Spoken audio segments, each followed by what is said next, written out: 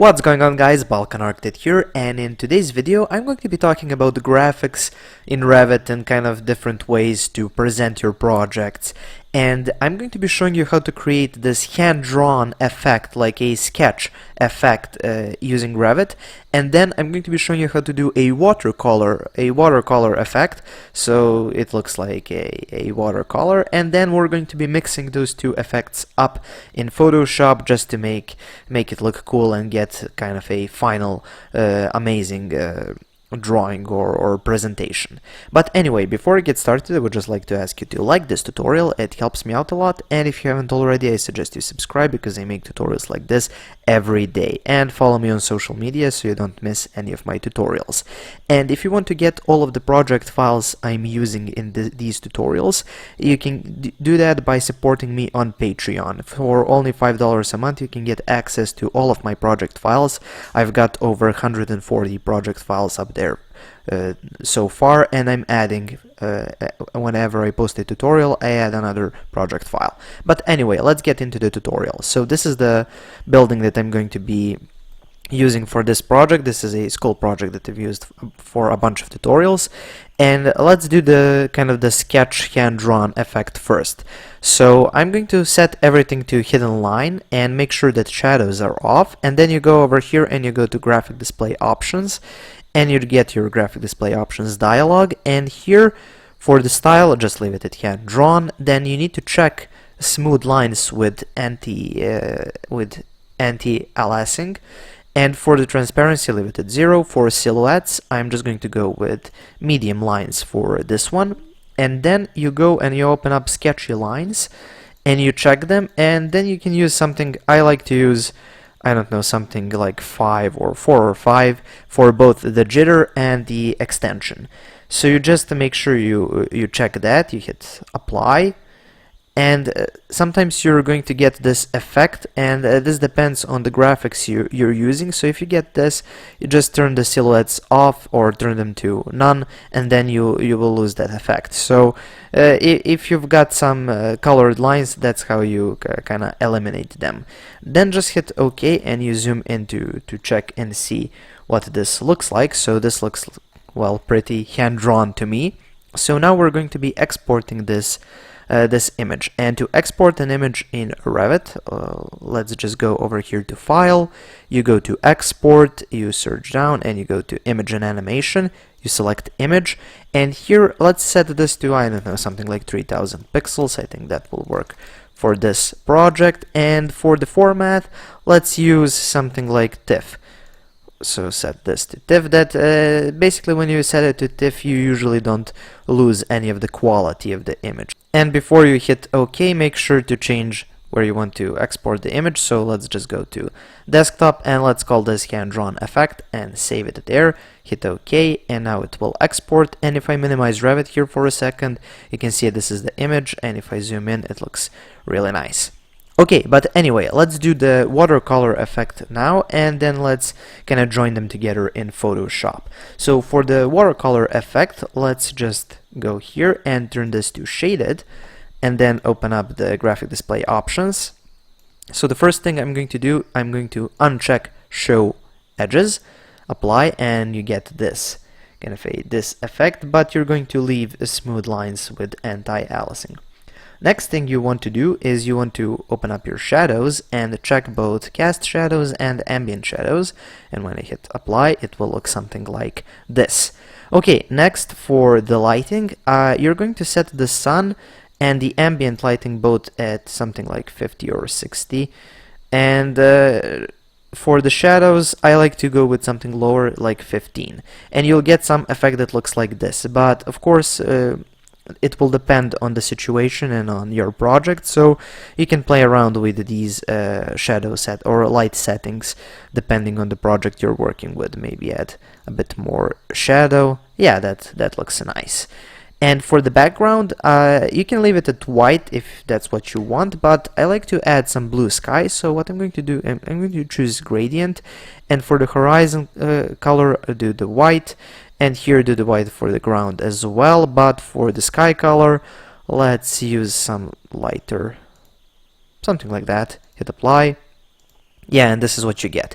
Okay, and now we have some problems. You can see these trees are gray as well as the grass.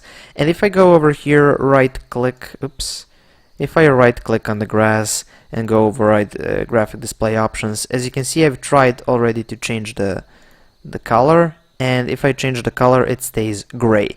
So it doesn't want to change that color. But if I go and select some element of the model like this and go override graphic display options, and let's change this to, I don't know, let's change it to some wood material, kind of like that. Hit OK, apply, and as you can see now this changed, but the grass can't change, and trees, again, we can't change them. If I right click, override graphic display options and change this to, I don't know, something like that, and set this to this, hit apply, OK, and it stays gray. So you can't for some reason change the trees and the grass, but you can change other elements. So I'm going to show you how to fix this later on in Photoshop, but that's just something you're going to have to expect, so that's why I'm telling you right now.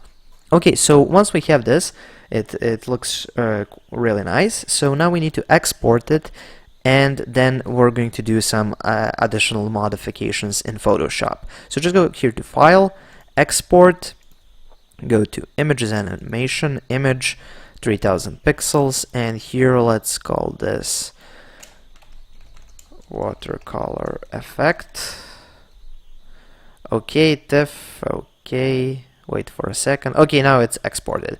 So I'm just going to minimize this, right click, open with Adobe Photoshop, and now let's continue on with the modifications. So first thing, you right click on the layer and you go convert to smart object. That's the first thing you need to do. Then you need to go here to filter and filter gallery. And now go for the dry brush first. So you go for the dry brush, and for the settings you go here for the brush size, you set it to 10. For the brush detail you go with 5, and for the texture let's just leave that at 5.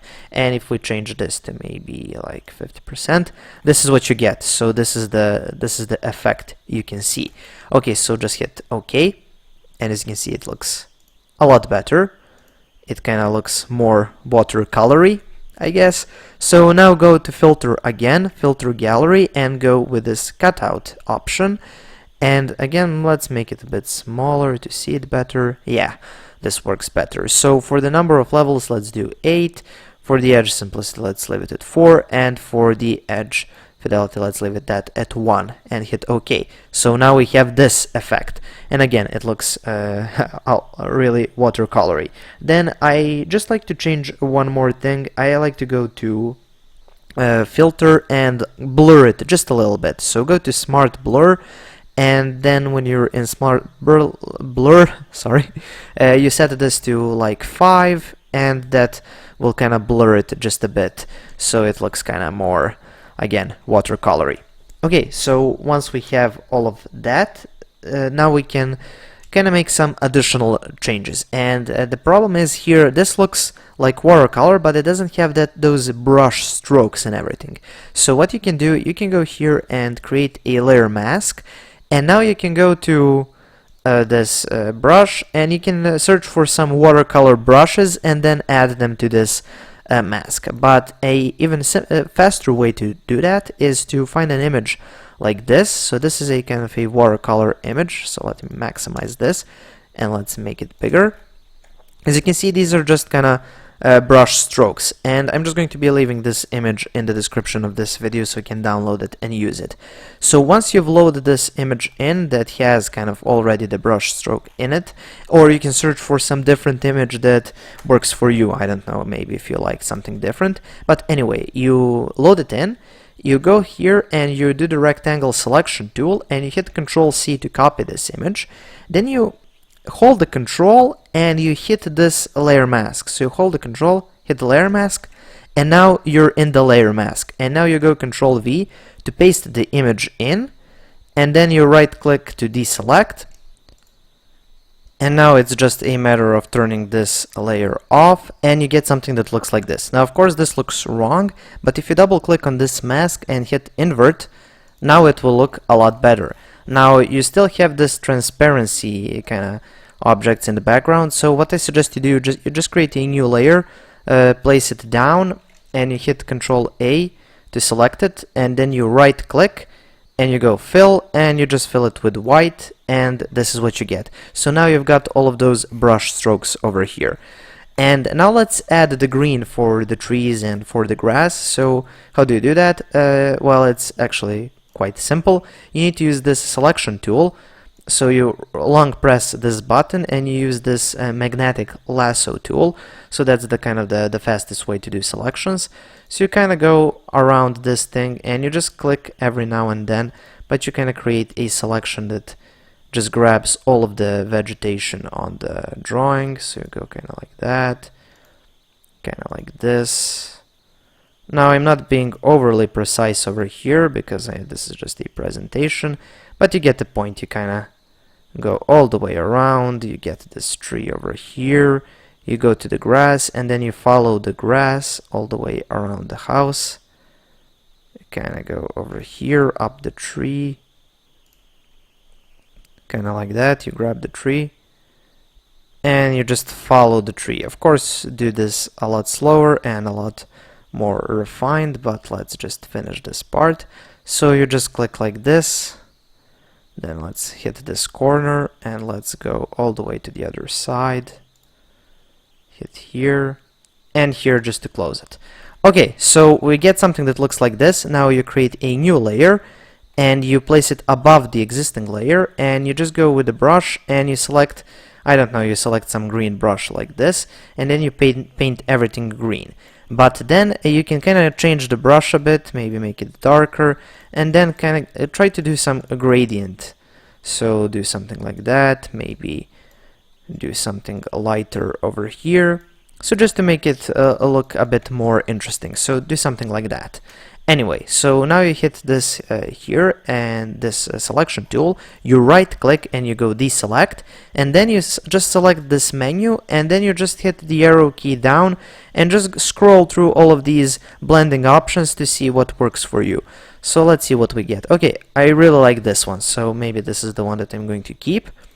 So let's say that's all right. And then let's just add all of the line work to make it look complete. So just move this out of the way, bring over this hand-drawn effect, maximize the screen, and now for the hand-drawn effect, I'm just going to go again over here and set it maybe to overlay. Okay, that doesn't work. Multiply. Yeah, multiply works.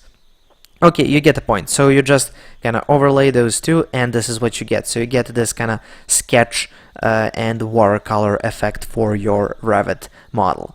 Okay, so this is quite a cool effect. I think it looks really nice. And if you want to get all of these project files, just go to my Patreon and you can get them there and download all of the files. Okay, so that's pretty much it for this tutorial. Thank you for watching. Please subscribe, like, and share this video. And if you have any questions, comments, or suggestions, leave them in the comment section below. Thank you for watching and have a nice day.